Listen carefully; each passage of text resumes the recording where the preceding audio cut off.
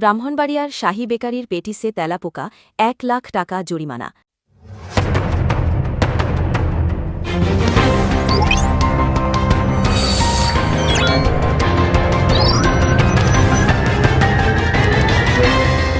ব্রাহ্মণবাড়িয়া সদর উপজেলার TA road বাজার এলাকায় অভিযান চালিয়ে ঐতিহ্যবাহী শাহী বেকারিকে ১,০০,০০০ টাকা জরিমানা করেছে জাতীয় ভোক্তা অধিকার সংরক্ষণ অধিদপ্তর।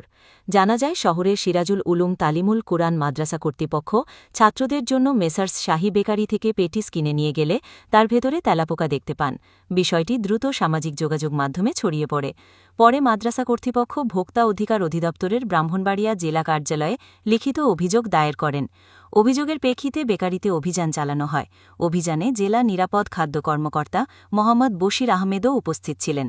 বেকারিটিতে গিয়ে দেখা যায় অত্যন্ত অস্বাস্থ্যকর ও অরক্ষিত পরিবেশে খাদ্য প্রস্তুত করা হচ্ছে এবং যত্রতত্র তেলাপোকা বিচরণ করছে। এ ঘটনায় শাহী বেকারির স্বত্বাধিকারী মোহাম্মদ মোসলেহ উদ্দিনকে প্রথমে ৪০,০০০ টাকা অর্থদণ্ড করা হয়। আইন অনুযায়ী জরিমানার ২৫% হিসেবে ১০,০০০ টাকা তাৎক্ষণিকভাবে অভিযোগকারী মাদ্রাসা কর্তৃপক্ষকে প্রদান করা হয়। পাশাপাশি অপরিষ্কার ও অস্বাস্থ্যকর প্রক্রিয়ায় খাদ্য প্রস্তুতের দায়ে প্রতিষ্ঠানটিকে আরও ৬০,০০০ টাকা জরিমানা করা হয়। সর্বমোট ১,০০,০০০ টাকা জরিমানা আরোপ ও তাৎক্ষণিক আদায় করা হয়েছে। অধিদপ্তরের পক্ষ থেকে প্রতিষ্ঠানটিকে যথাযথ স্বাস্থ্যসম্মত প্রক্রিয়ায় খাদ্য উৎপাদনের নির্দেশ দেওয়া হয়।